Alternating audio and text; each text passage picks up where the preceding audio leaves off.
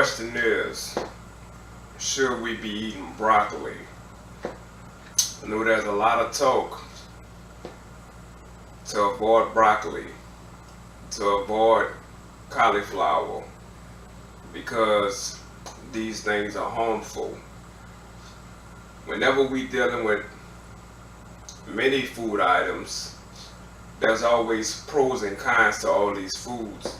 Now I found that a lot of these foods suggested to replace broccoli, cauliflower are also harmful. So why should I even take the advice from the people who are telling me to avoid those food items?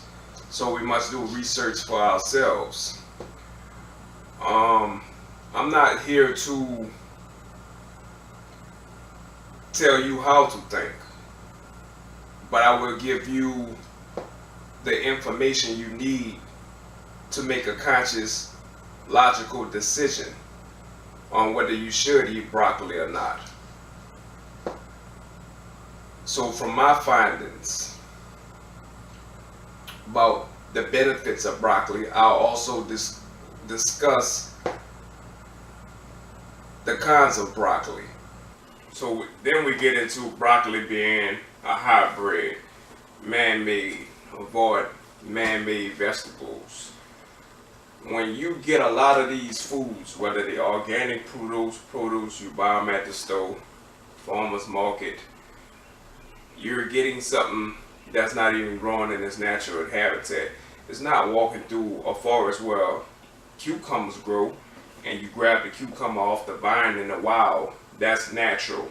Cultivation is also unnatural because it's coming from some farm or some farmer that cultivates and grows cucumbers, some other vegetable for that matter. So it's unnatural also.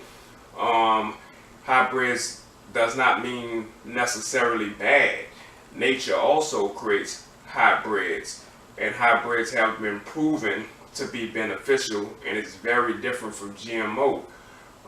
Broccoli comes from the wild cabbage family. Some Italian farmers took two different things and put it together. I forgot what it was, but you can look that up and see what it was, what farmed broccoli. So just because it's man-made doesn't necessarily mean that it's a bad vegetable and you shouldn't consume it. And then I see these people who say that they suggest things like callaloo, and they don't even look at callaloo for its oxalate content, its nitrate content. Now nitrates are not that bad. Nitrates are good, but if they turn into nitrosamines, then they can become a problem. Oxalates, on the other hand, causes all type of things like oxalaria, kidney failure. So insoluble oxalates combine with calcium in the blood in the gut, and then that turns into insoluble oxalate, which then goes to the kidneys to be filtered.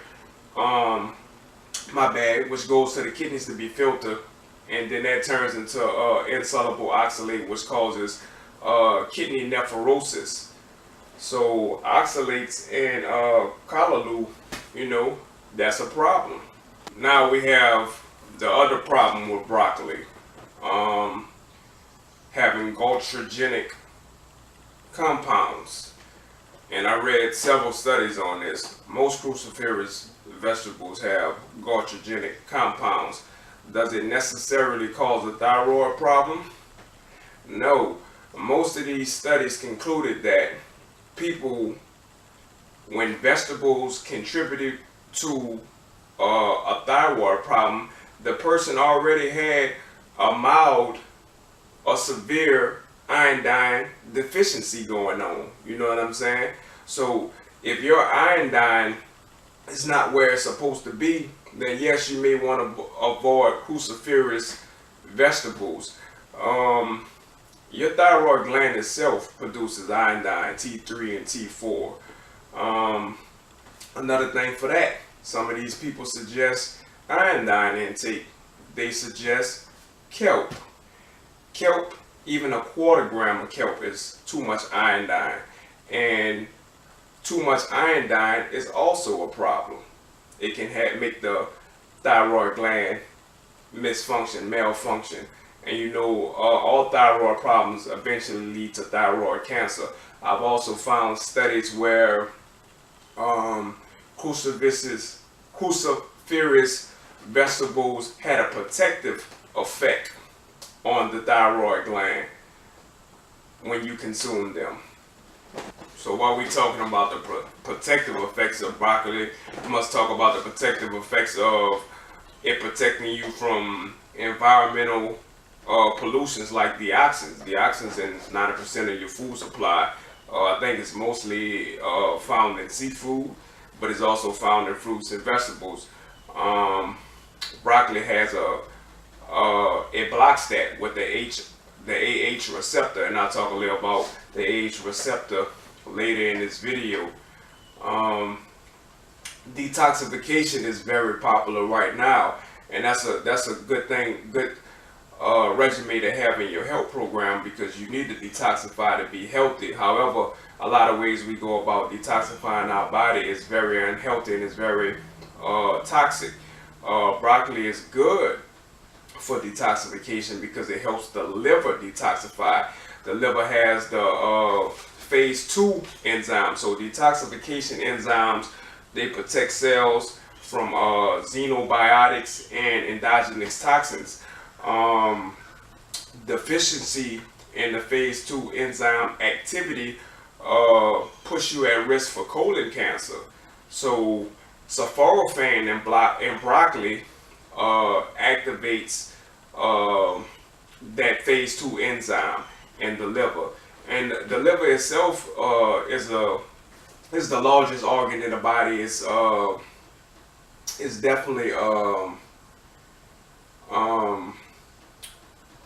it's a detoxifying organ itself. You know what I'm saying? All our organs are set up to detoxify the body because detoxification leads to good health. So like different roles of the liver, carbohydrate metabolism, lipid metabolism, protein metabolism, processing drugs and hormones, excretion of bilirubin, synthesizing of bile salts, storage of various vitamins, phagocytus, and activation of vitamin D. So your liver a bad motherfucker. That's why I don't drink alcohol. I see the importance of the liver. So definitely that should be considered. Some of the phytonutrients in broccoli, glycophyrin, isothiocyanates, what's that? Io3 carbinol, antioxidants. Antioxidants are you should eat a lot of food that are high in antioxidants because oxidative stress is like a DNA damage. So that's another thing broccoli does. It helps repair DNA, and it helps repair DNA, and it's resistant. It makes the body resistant to DNA damage. So we get into the consumption of broccoli and how to eat it, how to cook it. It was found that raw broccoli gives you more sulforaphane than cooked broccoli because it results in faster absorption.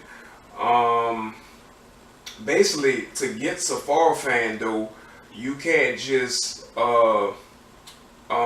when you cook broccoli, to get sulforaphane, you cook it, you kind of destroy the enzyme that you need to get sulforaphane. So that's why raw results in more absorption. So something you can do is you can chop your broccoli first and wait about 40 minutes and then cook it, and then you'll get sulforaphane. So sulforaphane basically comes for glycophyrin, you know what I'm saying, and that mixes with the enzyme myronase, and then that creates sulforaphane in the gut, and then that is the thing that's that suppresses the cancer cells. I know what you're thinking, because I'm a juicer also.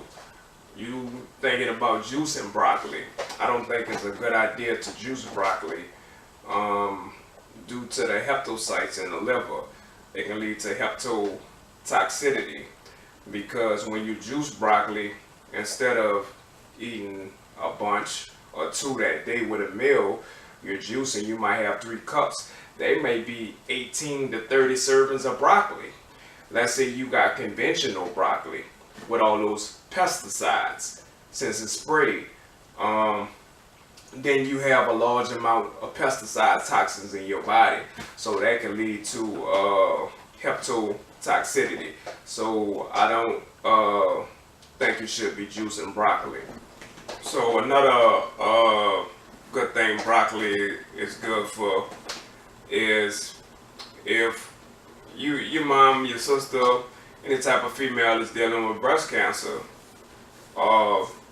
preventing breast cancer, they want to consume broccoli because the sulfame inhibits breast cancer stem cells, and it downregulates the WNT beta catenin self-renewal pathway, right? So the WNT is a bunch of growth stimulating factors, genetic mutations that activate the pathway contributes to cancer, breast cancer, stem cell growth, and things like that. So broccoli is good for preventing or reversing breast cancer. Now back to the AH receptor, the arohydrocarbon AH receptor. It's in a group of superproteins. This receptor is a cytosolic sensor of small synthetic compounds and natural chemicals, which acts as ligands. Ligands is an ion, a molecule that binds to another chemical entity to form a larger complex. Broccoli, or any plant from the I think it's the Basilia family, contains high amounts of iodo-3 carbanols. Oxidation of I3C in the gut turns into iodo-3 carboxylic acid, which then condenses into diallomethane, which activates the AH receptor. This results in maintenance of intraepithelial lymphocytes, which line the intestinal tract like soldiers. Then it builds an additional lymphoid house-like structure. So this is a boost in immunity. So broccoli also boosts the so-called immune system. So broccoli has all these benefits to this man-made vegetable. Not even a vegetable, it's really a flower. It's a flower bud. So that's another reason why I find broccoli to be healthy, just being a flower itself. But this is a video for you to make your decision. I address the cons, I address the pros of each.